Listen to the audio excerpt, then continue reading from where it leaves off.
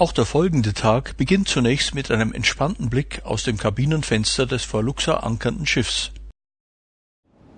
Im Anschluss erwartet uns ein ereignisreiches Tagesprogramm, das uns zu den weltberühmten Sehenswürdigkeiten der Stadt führt und mit einer Busfahrt zu dem am westlichen Ufer des Nils gelegenen Tal der Könige beginnt. Bald haben wir den Felshalbkreis von Deir el-Bahari erreicht, durch den eine Straße zu der berühmten Schlucht führt, in der sich die Nekropole der ägyptischen Könige von der 18. bis zur 20. Dynastie befindet. Leider müssen alle fotografischen Ausrüstungsgegenstände bereits am Eingang abgegeben werden, sodass wir die bereits wartenden Händler mit dem Kauf von Fachliteratur erfreuen, die wir im Folgenden zu einer kurzen Illustration der Sehenswürdigkeiten nutzen. Dem Wunsch von Thutmosis I., der sich anstelle eines prunkvollen Monumentalgrabes einen geheimen und unzugänglichen Ort für seine Bestattung wünschte, folgten bald zahlreiche andere Herrscher. Die bisher entdeckten 62 Gräber wurden ab 1827 durch Nummern auf oder neben den Eingängen gekennzeichnet. Im Jahre 1924 entdeckte schließlich der Archäologe Howard Carter das berühmte Grab des Tutanchamun.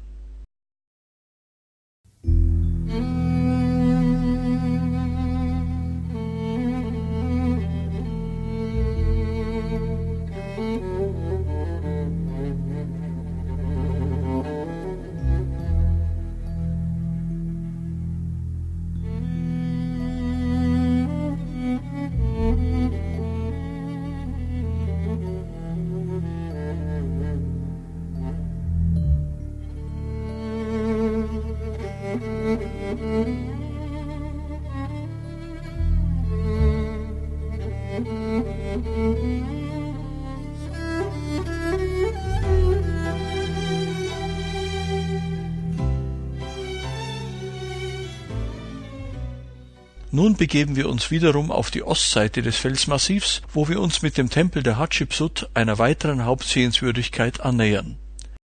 Genial nutzte der Architekt die überwältigende ockerfarbene Felskulisse, um ein revolutionäres Konzept und einmaliges Beispiel ägyptischer Baukunst zu schaffen. Der nach Osten gerichtete Tempel besteht aus einer Reihe von breiten Terrassen, die über verschiedene Rampen zum Heiligtum ansteigen.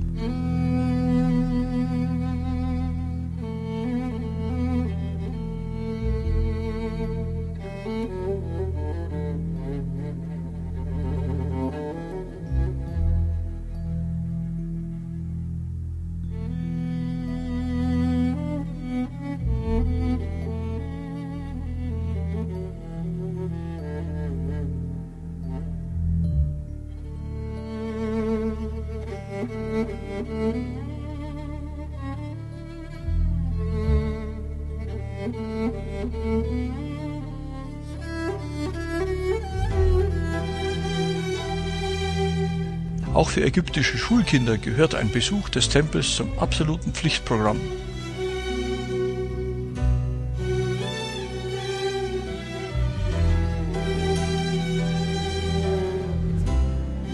Nun geht die Fahrt wieder Richtung Luxor zurück, wo wir zunächst eine Fertigungsstätte für Kunstgegenstände aus ägyptischem Alabaster besuchen.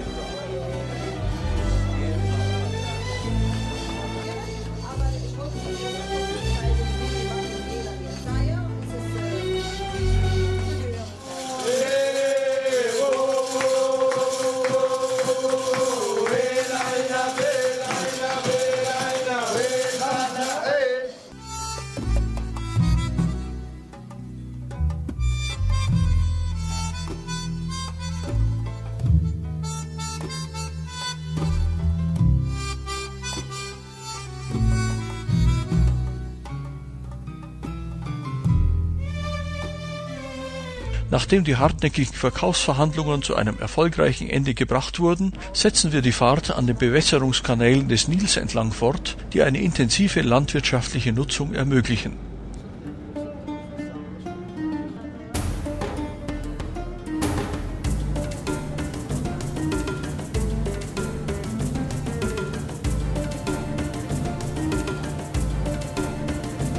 Schließlich erreichen wir wiederum das Stadtzentrum von Luxor, wo sich mit der ausgedehnten Monumentalzone von Karnak ein weiterer Höhepunkt altägyptischer Baukunst befindet.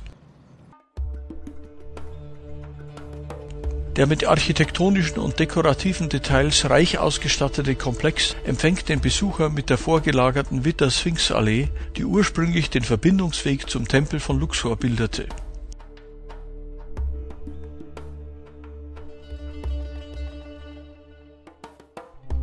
Vor dem zweiten Pylon beeindruckt eine Kolossalstatue von Ramses II. Aus rotem Granit.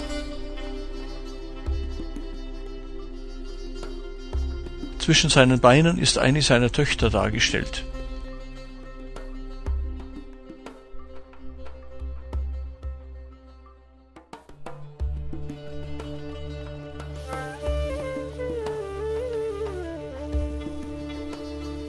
Voller Staunen betrachten wir nun ein Wunder der Antike.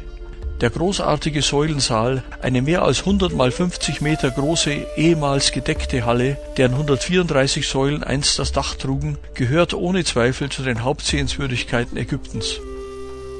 Die 12 riesigen Säulen im Zentrum sind jeweils 23 Meter hoch und besitzen einen beeindruckenden Umfang von 10 Metern.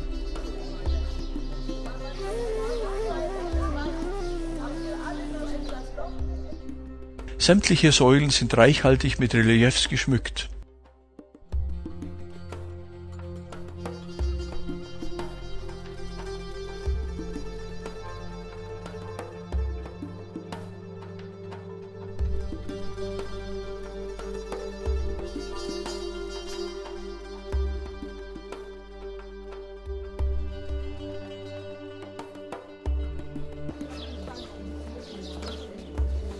Im Zentrum der Anlage sticht besonders der mit einer Höhe von fast 30 Metern und einem Gewicht von 320 Tonnen riesige Obelisk der Hatschepsut hervor.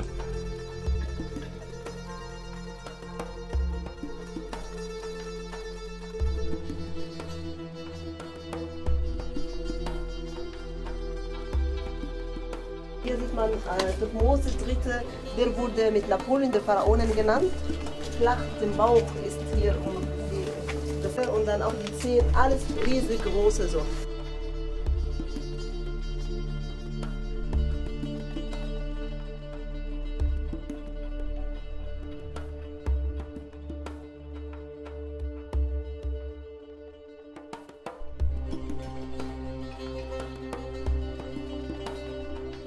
Der Heilige See im Südosten des Karnak-Tempelkomplexes wurde für rituelle Waschungen der Priester und der benötigten Utensilien genutzt.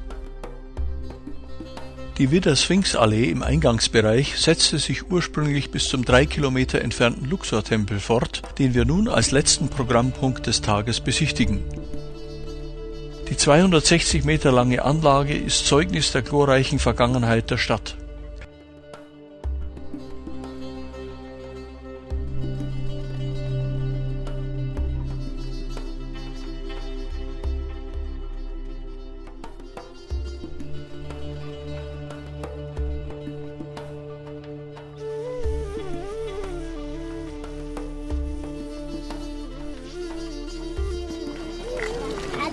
Hallo. Hallo.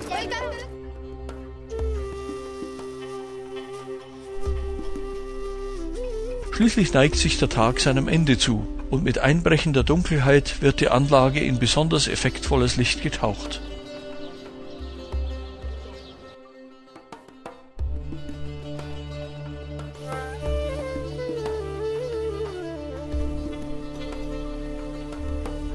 Mit einem letzten Blick auf den beeindruckenden Monumentalkopf des lächelnden Ramses II. Beenden wir das Besichtigungsprogramm des Tages.